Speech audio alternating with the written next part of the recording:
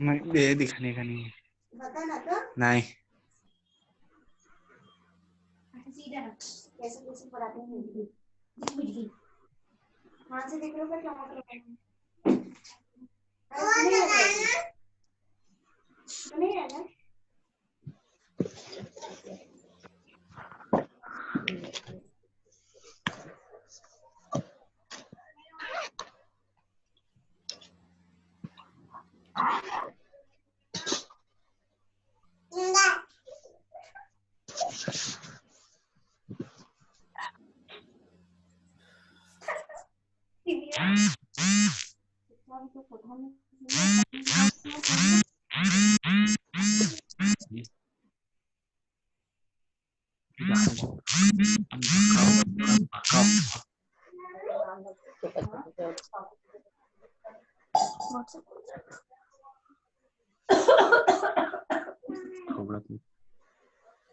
चलो चालू करते हैं।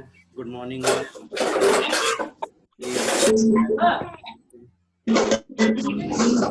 जो लोग ऐड नहीं हो पा रहे वो थोड़ा सा नेटवर्क में जाए है ना, यहाँ पे वेटिंग बता रहा है तो थोड़ा सा नेटवर्क में हो जाए। शायद कुछ लोगों के यहाँ नेटवर्क अच्छे से नहीं मिल पा रहा है। नेटवर्क में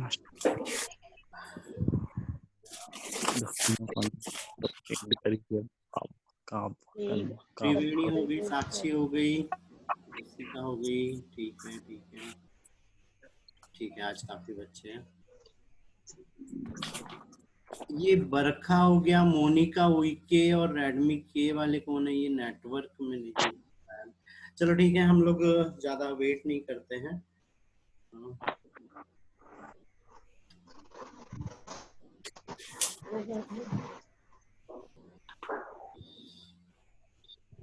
कोई बेटा मैसेज कर रहा है।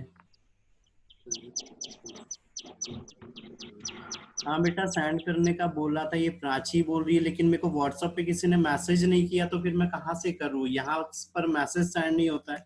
ये चैट में मैं अपना नंबर डाल रहा हूँ। ये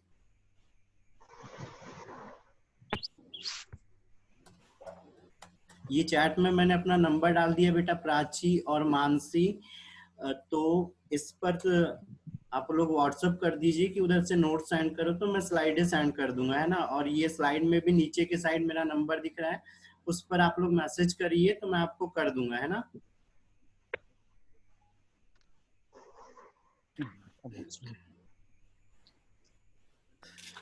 चलो ठीक है, आज हम क्वेश्चन आंसर कल देख रहे थे, है ना, लेकिन देख नहीं पाए थे अच्छे से। आज आगे के देखते हैं ना। ये दिखाई दे रहा है थर्ड क्वेश्चन, है ना। तो थर्ड यहाँ मेरे को नहीं दिख रहा है। पशुपालन तथा पादप प्रजनन प्रोग्राम्स उदाहरण है, किसके उदाहरण है ना। मतलब हम एक चयन पढ़े थे, डार्विन में चयनवाद पढ़े थे, तो उसमें हमने क्या पढ़ा था कि प्रकृति चयन करती है। अब यहाँ पर क्या चीज हो रही है कि प्रकृति चयन नहीं कर रही है ना, हम पशुपालन कर रहे हैं या पादपों में प्रजनन करा रहे हैं, तो किस हिसाब से हो रहा है, वो हमारे हिसाब से होता है, हमको जो लक्षण चाहिए वो। तो यहाँ पर इसका आंसर क्या बन जाएगा, ये जो कृत्रिम चयन है वो, है ना, कि कृत्रिम चयन का उदाहरण है पशुपालन और पादपों में प्रजनन। ठीक है। चौथा, विकास के लिए पैलेंटोलॉजी का प्रमाण दर्शाते हैं। कौन दर्शाता है पैलेंटोलॉजिकल प्रमाण, कौन दर्शाता है, जीवाश्म को। हाँ, जीवाश्म दर्शाते हैं, ये सही आंसर है। ठीक है। अगला, व्हेल, चमगादड़, चीते व मनुष्य के अग्रपात के अस्थीय संरचना के समान होती है, क्योंकि क्यों समान होती है ये, क्योंकि वे समान कार्य करते हैं। साझा करते ये जो समान पूर्वजों को साझा करते हैं कि भ्रूणीय जो विकास हुआ है उसमें लगभग सारे भ्रूणीय अवस्थाएं समान है ना। ठीक है। एनालोगस अंग उत्पन्न होते हैं, एनालोगस अंग उत्पन्न किसके कारण होते हैं, एनालोगस मतलब समवृत्ति, समजात समवृत्ति अंग, समवृत्ति अंग, समवृत्ति अंग किसके कारण उत्पन्न होते हैं, एनालोगस ऑर्गन।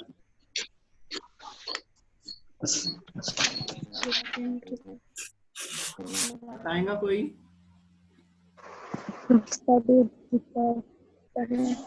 अपसारी विकास के कारण होते हैं, है ना। डार्विन उसमें क्या बोला था, जैसे वो फिंच थे, उनकी चोंच कैसी थी, अलग अलग प्रकार। को पेड़ में अगर गड्ढा करना था तो अलग थी, कोई जो सिर्फ दाना को चुगने के लिए कर रहा था, कोई खाने के लिए चोंच उनकी रूपांतरित हुई थी। तो जो समवृत्ति अंग है, जिनकी संरचनाएं समान हो रही लेकिन कार्य अलग अलग होते हैं, वो किसके कारण होते हैं, अपसारी उद विकास होते हैं ना, एडेप्टिव रेडिएशन। ठीक है। उसके बाद है ये सर्वसम्मिता हार्डी-विन वर्ग का सिद्धांत थी, इसमें क्या चीज है वो, हार्डी-विन वर्ग का सिद्धांत क्या बोलता है, पॉपुलेशन जेनेटिक्स में, हाँ पॉपुलेशन जेनेटिक्स में, पॉपुलेशन जेनेटिक्स में, है ना, कि पॉपुलेशन की जो एलील वगैरह है वो कैसे एक पीढ़ी से दूसरी पीढ़ी में जा रहे हैं, उनकी आवृत्ति कितनी रहती है, उनमें चेंजेस कितना आता है, वो बताता है ना। ठीक है। अगला है एंटीबायोटिक प्रतिरोधी जीवाणु की उपस्थिति,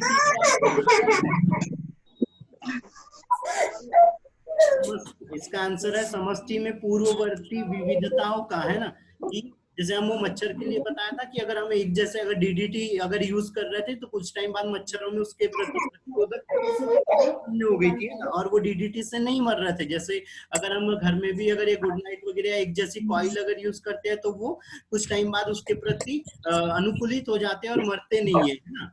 तो किसके कारण, पूर्ववर्ती विविधताओं के कारण, तो उसमें पहले से कौन सी विभिन्नता आ गई है उसके कारण वो है कोई भी एंटीबायोटिक प्रतिरोधी अगर कोई जीवाणु हो गया तो कि वो अनुकूल हो जाता है उस जीवाणु के प्रति।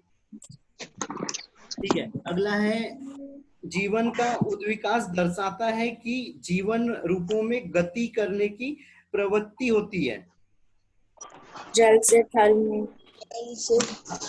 हाँ, क्योंकि हमने जो बोला था कि पृथ्वी पर क्या था, प्रेशर वेट बना और उससे फिर नए जीवों की मतलब उसमें फिर एम्फीबियन बने, फिर रेप्टाइल्स बने, तो इस तरह से अलग अलग जीवों का विकास होते गया। तो कहाँ से, जल से थल, तो इसका आंसर क्या हो गया, है ना। ठीक है। उसके बाद विविपेरिटी को अधिक विकसित माना जाता है? अधिक माना जाता है। देखो, हमने अंड प्रजक और सजीव प्रजक बोले थे, तो वो बोल रहा है कि सजीव प्रजक कैसे ज्यादा विकसित है ना। अंड प्रजक में क्या हो रहा था कि वो जीव जैसे कि वो अंडे में रह रहा था, उसके पितृ संरक्षण नहीं होता है ना, जबकि इधर ओविपेरी में क्या हो रहा था, पितृ संरक्षण हो रहा था। मतलब ये जो विविपेरिटी जो जीव है वो क्या है, अपनी माता के साथ में सुरक्षित रहते हैं। मतलब इसका आंसर है माता के शरीर के अंदर सुरक्षित रहते हैं तथा उनके पैदा होने के बाद भी उनकी देखभाल की जाती है, जिससे उनके जीवित रहने की संभावना बढ़ जाती है। और इसी को क्या बोलते हैं, पैतृक केयर। की कोई जीव जब अपने शिशु की देखभाल करता है तो उसको उसका पैतृक संरक्षण बोलते हैं ना, पेरेंटल केयर। ठीक है, अगला है जीवाश्म सामान्यतः पाए जाते हैं। लगभग इसका आंसर काफी लोगों को पता होगा।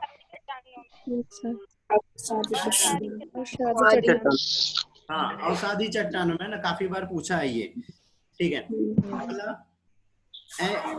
एम एन रुधिर तंत्र के लिए एम तथा एन एलील की, मतलब ये क्या है, एम एन यहाँ पर क्या बोल रहे हैं, हम दो एलील बोल रहे हैं। जैसे हम एलील सामान्यतः क्या ले रहे थे, जैसे एक्स एक्स मतलब ए ले रहे थे, उधर हीमोफीलिया में सी ले रहे थे, है ना।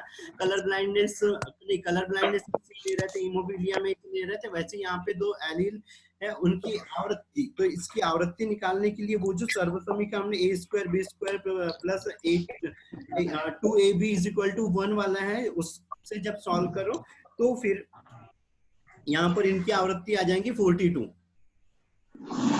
एक्सप्लेनेशन भी मैं डाल दूंगा अलग से, है ना, कैसे उसको सॉल्व करना है। ठीक है, अगला क्या, कोई कुछ बोल रहा है?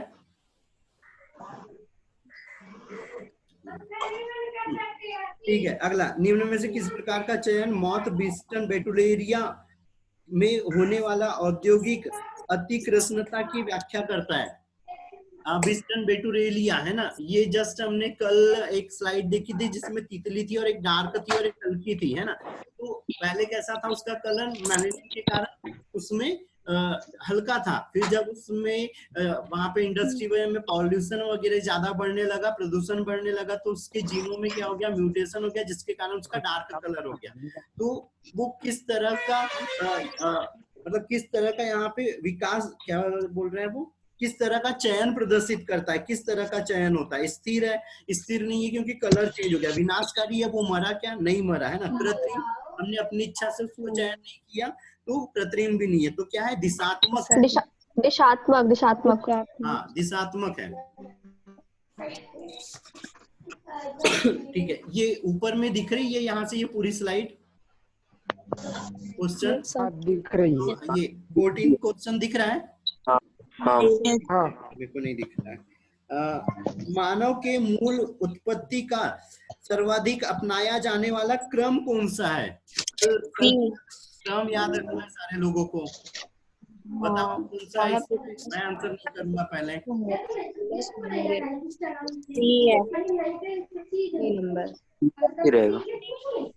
कौन सा है? सी। एक सेकंड मेरे को देखने दो।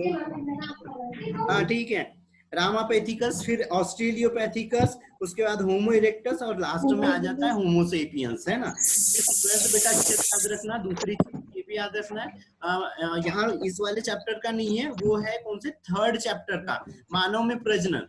वहां पे शुक्राणु कहाँ से बन रहा है और कहाँ तक पहुंच रहा है ना। तो उसमें निषेचन का सीक्वेंस दिया रहेगा। युग्मक जनन विकसित हो रहे हैं, फिर उसमें उसके बाद वो सेमिनिफेरस शेड्यूल में जा रहा है, हो रहा फैलोपियन ट्यूब और फैलोपियन ट्यूब के एम्पुला, ये सीक्वेंस भी याद रखना है। उसके बाद में एक 2nd चैप्टर का भी याद रखना है, परागकण का विकास वाला। ठीक है, अगला क्या है, लिंक स्पीसीज के लिए एक उदाहरण है। लिंक मतलब एक उदाहरण कौन है? समुद्री खरपतवार या टोड पक्षी या चिंपैंजी? किस जातियों को जो जोड़ रहा है? सर साउंड साउंड आ रहा है अभी। आ रहा है, करवा दूं ना सबको? आंसर भी चाहिए थे ना, ये इसका आंसर दोनों 16वें क्वेश्चन का भी आंसर कंफर्म करो जब तक मैं, एक मिनट, कूलर चल रहा है मेरे इधर, इसीलिए शायद ज्यादा साउंड हो रहा है।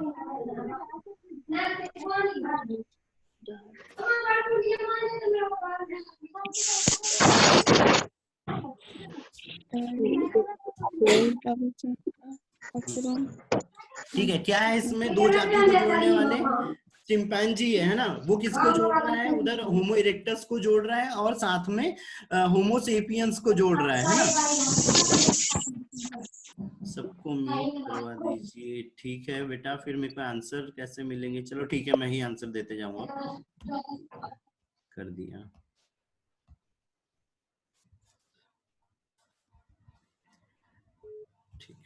ठीक है, तो चिंपैंजी है ना, बताया दो लोगों को, दो जातियों को जोड़ रहा है वो, है ना। ठीक है, इसके बाद है यहाँ पे अगला सही जोड़िया बनाना है, तो यहाँ पर क्या चीज हो रही है? डार्विन। तो डार्विन ने क्या बोला था? डार्विन ने क्या बोला था?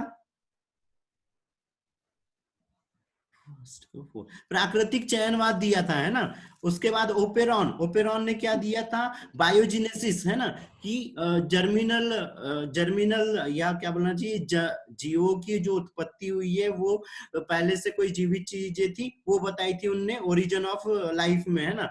लेमार्क ने क्या बोला था? अंगों का उपयोग और अनुप्रयोग बताया था, है ना।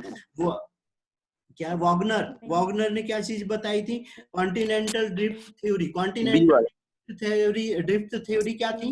कि सारे के सारे जितने भी जीव, मतलब जितने भी हमारे अभी कॉन्टिनेंट्स है, जितने भी महाद्वीप है, वो सबसे पहले क्या थे? सारे के सारे एक साथ में थे, और फिर वो धीरे धीरे टेक्टोनिक प्लेट्स में उसमें मूवमेंट्स होती गई, अंदर साइड में ज्वालामुखी वगैरह, अंदर के टेम्परेचर, अंदर की मेटल्स वगैरह में चेंजेस आते गए, और उसके कारण जो सारे कॉन्टिनेंट्स है वो अलग अलग हो गए और 7 कॉन्टिनेंट्स में बढ़ गए। तो ये किसने दिए थे? वॉगनर ने दिया था।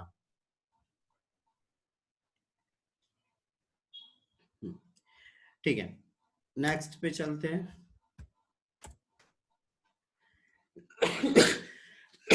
सॉरी।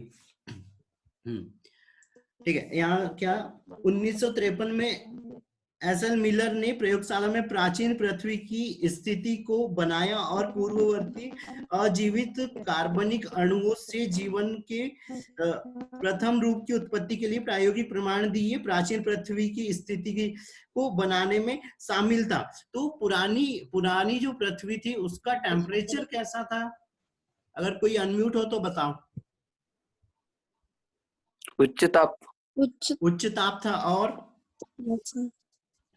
ज्वालामुखी तूफान। ज्वालामुखी का तूफान भी था। और मिलर यूरे का प्रयोग याद करो बेटा, मिलर यूरे का प्रयोग, वो जो सेकंड वाला फ्लास्क था उसके अंदर में हमने गैस भी भरी थी, उसके अंदर में कोई गैस थी, डी वाला है सर। मैथेन दिख रही है, अमोनिया दिख रही है ना, ये भी थी वहां पे। और हमने इधर से पानी की भाप को गर्म करके उस सेकंड फ्लास्क में भेजा था, और फिर वहां पे स्पार्क किया था, है ना। तब वहां पे हमारे को जो एमिनो अम्ल वगैरह है या जो एसेंशियल प्रोटीन है वो हमको प्राप्त हुई थी नीचे साइड में, है ना। तो इसका आंसर क्या हो गया? उच्च ताप, ज्वालामुखी का तूफान, अमोनिया, मैथेन, साथ में वहां पे क्या थी? हाइड्रोजन और पानी भी था, है ना। जिसके कारण कैसा हो गया था? वहां का वातावरण अपचायक था, है ना। और ये क्वेश्चन और एक बताया था कि अपचायक वातावरण में ही जीवन की उत्पत्ति संभव है, अभी किसी भी तरह की कोई नई जीवन की उत्पत्ति नहीं हो रही। अगर वो पूछता है आदि पृथ्वी में जीवन की उत्पत्ति संभव थी लेकिन आज संभव है, हाँ या ना, या उसका रीजन दो तो क्यों? क्योंकि अभी का जो वातावरण है वो ऑक्सीकारक हो गया, पुराना वातावरण था, जिसके कारण वहां पर जीवन की उत्पत्ति होगी। अभी जीवन की उत्पत्ति संभव नहीं है। नहीं, ठीक है जी सर। ठीक है, तो ये वाला चैप्टर हो गया खत्म, है ना। नेक्स्ट चैप्टर वो करते हैं।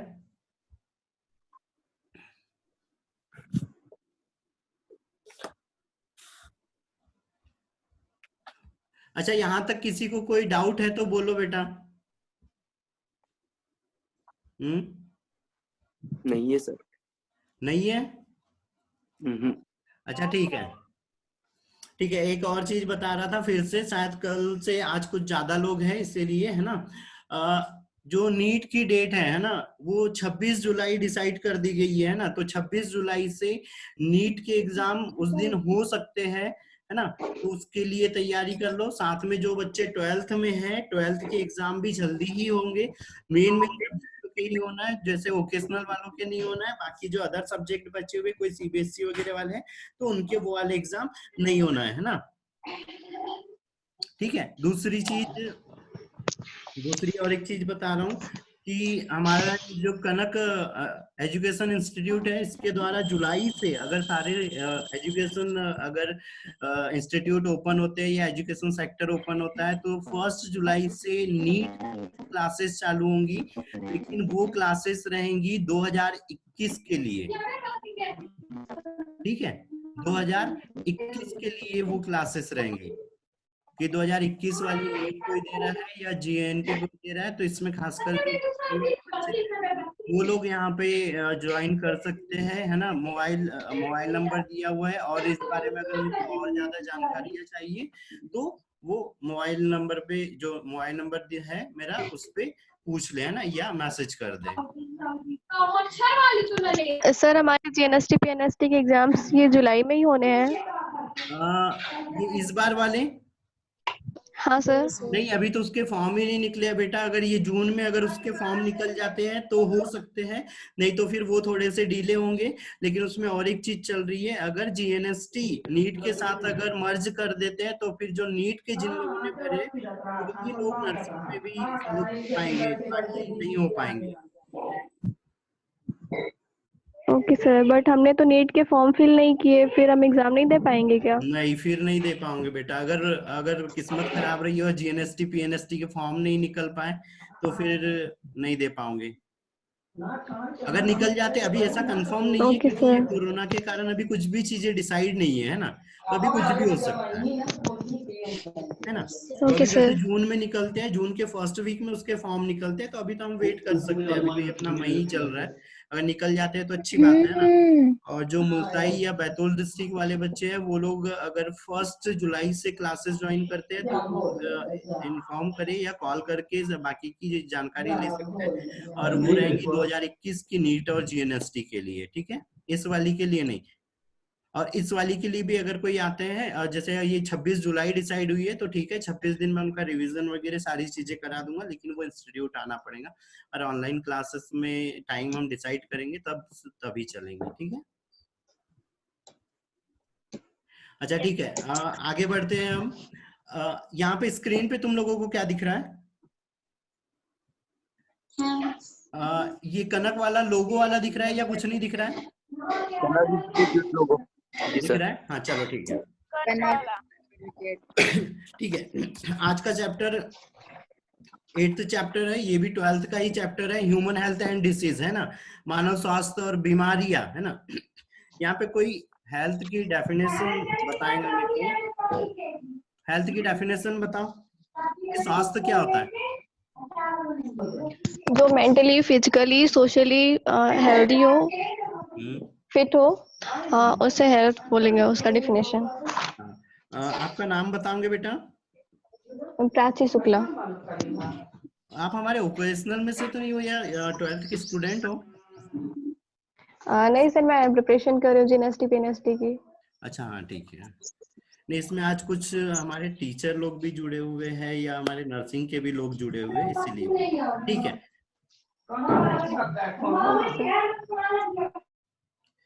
चलो ठीक है। आज का चैप्टर है ह्यूमन हेल्थ एंड डिसीज, है ना। यहाँ पर अभी चीज रखना, थोड़ा सा पॉइंट नोट करते हुए चलना है, थोड़ी चीजें बताते चलूंगा, बहुत ज्यादा डिटेल में नहीं चलेंगे, है ना, ताकि आज ये चैप्टर खत्म हो जाए, है ना। शायद हाँ, एक और चीज है, जितने भी लोग जुड़े हुए हैं,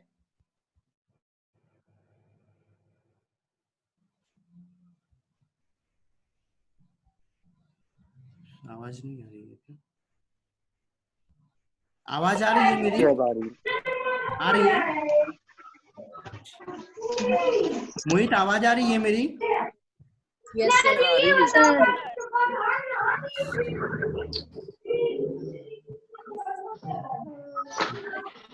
आपकी आवाज आ रही है बेटा? हाँ सर, आ रही है। आ रही है। ठीक है। ठीक है, पॉइंट्स नोट करते हुए चलना है ना। ठीक है, हेल्थ के लिए वही कि जो फिजिकल, मेंटल, सोशली अगर अच्छा है, जिसमें किसी भी तरह की उसकी बॉडी की फंक्शनिंग में कोई एब्नॉर्मलिटी नहीं है, तो वो जो स्थिति होती है वो क्या कहलाती है? स्वास्थ्य कहलाती है, हेल्थ कहलाती है। और कोई भी व्यक्ति के ऊपर जो स्वास्थ्य है उसके लिए उसके आसपास का इन्वायरमेंट, उसका सोशल कॉन्टेक्ट, उसका मेंटल हेल्थ ही डिपेंड करती है कि वो स्वस्थ है या नहीं है ना। ठीक है, फैक्टर क्या क्या इफेक्ट करते हैं, फैक्टर्स नोट करो किस किस के कारण हेल्थ यहाँ पे प्रभावित होती है। तो फिजिकल फैक्टर मतलब जैसे हमारे आसपास का एनवायरनमेंट हो गया, टेंपरेचर हो गया, एयर हो गई, लाइट हो गई है। सोशल एनवायरनमेंट में क्या चीज हो रही है कि हम कैसे एक दूसरे से मिल रहे हैं, हम कैसे बात कर रहे हैं, हमारी कम्युनिटी का एरिया कैसा है, कौन से हम किस तरह से कम्युनिकेशन कर रहे हैं, वो है ना। फिर पब्लिक क्लीननेस मतलब बाहर का जो हमारे आसपास का इन्वायरमेंट है, हमारी सोसाइटी कैसी है, क्लीन है। जैसे हमारी मोहल्ला हो गया, हमारी गलियां हो गई, घर के आसपास का इन्वायरमेंट क्लीन है नहीं है, उसके कारण भी हेल्थ इफेक्ट होती है।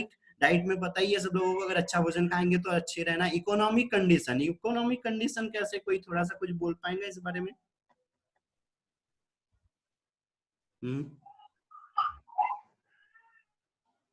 इकोनॉमिक कंडीशन, अरे भाई इकोनॉमिक कंडीशन मतलब आर्थिक स्थिति। अगर आर्थिक स्थिति नहीं है तो हम अच्छे से भोजन वगैरह या जो भी हमको चीजें चाहिए खाने वगैरह के लिए, या जो भी हमारे लाइफ सरवाइव करने के लिए हमको जो चीजें चाहिए वो हमको प्रॉपरली नहीं मिल पाएंगी, तो हमारी हेल्थ भी उससे बिगड़ेंगी। पर्सनल हाइजीन बॉडी की। Good morning Radha Raman sir.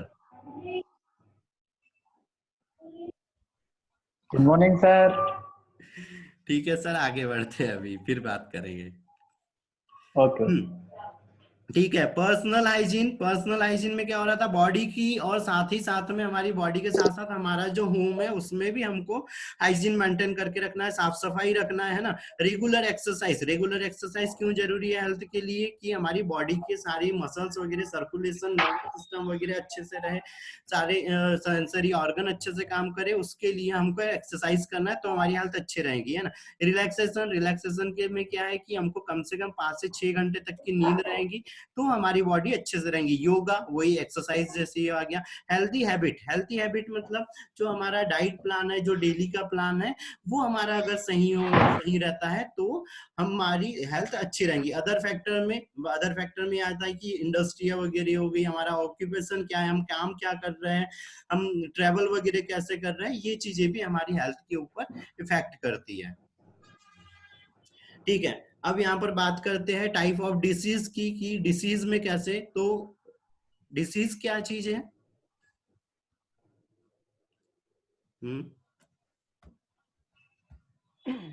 Body में उत्पन्न एक अतिरिक्त यह विकार जो जिससे बॉडी सही से काम न करे। हाँ, रोग या डिसीज वो कंडीशन होती है जिसमें हमारी बॉडी के कोई फंक्शन वगैरह अच्छे, मतलब जो बॉडी के जो फंक्शन है या जो सिस्टम है वो अच्छे से नहीं होता, उनमें किसी तरह का डिस्टरबेंस आ जाता है, तो वो कंडीशन क्या कहला रही है? डिसीज कहला रही। फिर यहाँ पे ये नोट करते चलना है सारे बच्चों को, है ना। जी सर। ठीक है, पहला क्या है? कंजेनाइटल डिसीज, है ना। कंजेनाइटल डिसीज में ये चीज हो रही है कि जो जन्मजात हमारे अंदर हमारे बॉडी में उत्पन्न होती है। जैसे हमने कई बार देखा बच्चे लोगों को, छोटे बच्चे हैं, है ना, तो उनमें कभी कभी पीठ के ऊपर कभी कुकर जैसे निकल जा रहा है, या किसी को बेबी को डायबिटीज है, या किसी की मदर अगर एड्स वगैरह या कोई इन्फेक्शन से इन्फेक्टेड थी तो वही इधर बेबी के अंदर भी आ जा रहा है, तो वो डिसीज क्या कहला रही है? कंजेनाइटल कहला रही है। साथ में जो अनुवांशिक बीमारियां हो रही है, जैसे हीमोफीलिया हो गया, कलर ब्लाइंडनेस हो गई, ये भी क्या हो रही है? कंजेनाइटल डिसीज है। और लेकिन किसके कारण हो रही है? Gene mutation. और म्यूटेशन के बारे में कल बताया था कि डीएनए के सीक्वेंस में जब चेंज आ जाता है तो वो क्या कहलाता है? उत्परिवर्तन या म्यूटेशन, है ना। और हीमोफीलिया और कलर ब्लाइंडनेस किसके कारण हो रहा है? एक अप्रभावी जीन के कारण, जब वो वहां से गायब हो जा रहा है, डिलीटेशन हो जा रहा है, तो उसके कारण हो रहा है ना। ठीक है। दूसरा कंजेनाइटल में आता है डिसीज बाय क्रोमोसोमल म्यूटेशन। तो क्रोमोसोमल म्यूटेशन मतलब गुणसूत्र में कोई चेंजेस हो जा रहा है, या तो उसका स्ट्रक्चर चेंज हो जा रहा है, कोई पार्ट चेंज हो जा रहा है, या तो फिर कहीं से क्रोमोसोम का कोई भाग डबल कॉपी हो जा रहा है, तो उसके कारण। और उसमें क्या आ जाते हैं, Down syndrome, Klinefelter syndrome, Patau syndrome, ये और भी सिंड्रोम है ना। ठीक है, ये कंजेनाइटल थी जो जन्मजात हो रही थी, जन्म से ही बेबी के अंदर में उपस्थित रहती है। दूसरी एक्वायर्ड डिसीज। एक्वायर्ड हमने एड्स में पढ़ा था। एक्वायर्ड का मतलब क्या हो रहा था, उपार्जित, है ना, बाहर से जो आ रहा है वो। तो एक्वायर्ड डिसीज मतलब बाहर से जो हमारी बॉडी में आ रही है वो वाली डिसीज हो रही। तो इस एक्वायर्ड में फिर यहाँ पर दो टाइप हो रहे हैं, कम्युनिकेबल और नॉन कम्युनिकेबल। कम्युनिकेबल मतलब क्या चीज हो रही, जो संक्रामक डिसीज जो एक पर्सन से दूसरे पर्सन में फैल रही है किसी माध्यम के द्वारा, तो वो क्या कहला रही है, यहाँ पे संक्रामक डिसीज कहला रही है। ठीक है। एक चीज और है, अभी जो टाइम बचा हुआ है वो सिर्फ 8 मिनट बचा हुआ है। 8 मिनट के बाद ये कॉल मतलब ये क्लास एंड हो जाएंगी अपने आप ही। तो उसके बाद 10:50 से फिर से कनेक्ट करना है, तो उसमें फिर हम और आगे बढ़ेंगे ना। सारे लोग ध्यान से सुन ले। 10:50 में फिर से सेम आईडी सेम पासवर्ड है, क्योंकि इसमें 40 मिनट की टाइम लिमिट है और उसमें से अब सिर्फ 8 मिनट बचा है ना। तो 10:50 पे फिर से सब लोग कनेक्ट करेंगे। ठीक है। कम्युनिकेबल डिसीज, तो ये बताई संक्रामक बीमारी है जो एक पर्सन से दूसरे पर्सन में फैल रही है ना। फिर इसमें कॉजेटिव एजेंट के द्वारा रहती है। कॉजेटिव एजेंट मतलब जिनका ट्रांसमिशन हो रहा है किसी माध्यम के द्वारा, जैसे बैक्टीरिया हो गया, वायरस हो गया, हेलमेंथिस हो गया, फंगाई हो गया, ये जब बॉडी में इंटर कर रहे हैं और तब कोई हमारे बॉडी में डिसीज हो रही है। लेकिन कौन से वाले एजेंट, जो एक तरह से लाइव एजेंट है वो। दूसरे रहते इसमें नॉन कॉन्जिटिव एजेंट, मतलब जैसे कोई धूल वगैरह के कण हो गए, परागकण वगैरह हो गए, पॉलन ग्रेन वगैरह हो गए, वो बॉडी में जा रहा है तो उत्पन्न हो रही है, तो वो क्या कहलाती है, नॉन कॉन्जिटिव एजेंट द्वारा उत्पन्न हुई डिसीज, है ना। फिर दूसरा प्रकार है नॉन कम्युनिकेबल और नॉन इंफेक्शियस डिसीज, है ना। तो इसमें क्या आता है, डेफिशिएंसी वाली। डेफिशिएंसी मतलब बॉडी में किसी पदार्थों की कमी हो जा रही है, जैसे विटामिन हो गया या प्रोटीन हो गया या किसी तरह का कोई हार्मोन हो गया, एंजाइम हो गया, उसका अगर सिक्रेशन नहीं हो रहा है और बॉडी में उस पदार्थ की कमी हो रही है, तो डेफिशिएंसी वाली डिसीज, कमी के कारण होने वाले रोग रहते हैं कुछ, है ना। जैसे प्रोटीन माल न्यूट्रिशन हो गया, प्रोटीन की कमी के कारण हो रहा है ना। कलर ब्लाइंडनेस, वो ब्लाइंडनेस हो रही है ना।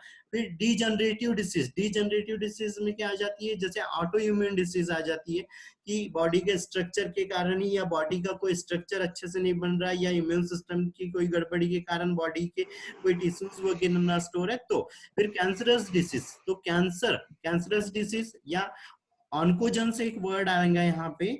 ऑन्कोजन्स का मतलब ये हो रहा है वो वाले पदार्थ जो कैंसर उत्पन्न करते हैं बॉडी में आके, है ना। उसके बाद एलर्जिक डिसीज, एलर्जी जैसे हाइपर सेंसिटिविटी हो गई, है ना, एलर्जी होगी, बॉडी में कोई बाहरी सब्सटेंस जा रहा है और फिर हमारी बॉडी में कोई एबनॉर्मलिटी उत्पन्न कर रहा है, तो ये होगी नॉन कम्युनिकेबल, जो एक पर्सन से दूसरे पर्सन में ये नहीं जा रही है, सिर्फ एक उसी पर्सन की बॉडी में रह रही है ना। ठीक है। कॉजेस क्या क्या हो सकते हैं, मतलब एटियोलॉजी या एजेंट जिनके कारण बीमारियां उत्पन्न हो रही। तो सबसे पहले क्या है, बायोलॉजिकल है ना। बायोलॉजिकल में क्या चीज आ जाएंगे यहाँ पे, बैक्टीरिया हो गया, वायरस हो गया। साउंड सही नहीं आ रहा है स्क्रीन पर। ये साउंड और क्वेश्चन वाला तो बहुत पहले हो गया ना। साउंड नहीं आ रहा है अच्छे से। आ रहा है सर। ये कुछ बच्चों ने मैसेज किया था, साउंड नहीं आ रहा है। अभी तो क्लियर है खैर। क्या स्क्रीन नहीं दिख रही? यस दिख रही है। स्क्रीन पे क्या दिख रहा है? कनक वाला लोगो। अब दिख रही है। ये कॉजेस ऑफ डिसीज आया कि कनक वाला ही लोगो है? नहीं, आ गया ये शायद causes of disease, aetiology and agents. हाँ ठीक है, ठीक है।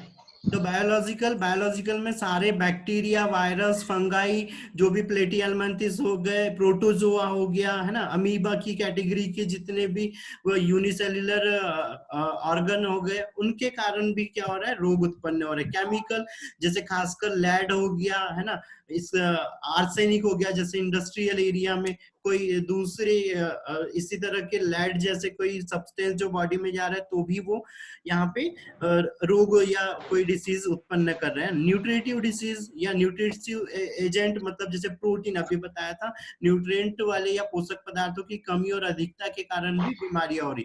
फिजिकल में कैसे, जैसे बॉडी का स्ट्रक्चर अच्छे से डेवलपमेंट, फिजिकल मैकेनिकल लगभग एक जैसे, कि उसके बॉडी के ऑर्गन वगैरह अच्छे से डेवलप नहीं हो पा रहे हैं, उसके बॉडी की फंक्शनिंग अच्छे से नहीं हो जा रही है, कोई एक्सीडेंट हो जा रहा है, कोई चोट वगैरह लग जा रही है, तो अगर ज्यादा लगी है या कहीं के बॉडी का अंदर का पार्ट कोई डैमेज हो गया है, तो ये हो जाएंगे मैकेनिकल एजेंट्स, जिसके कारण कोई डिसीज हो सकती है। ये कृष्णा जी, आपको शायद अगर अच्छे से नहीं समझ आ रहा है तो आप व्हाट्सएप पे मेरे को मैसेज करना, तो मैं ये स्लाइड ही सेंड कर दूंगा।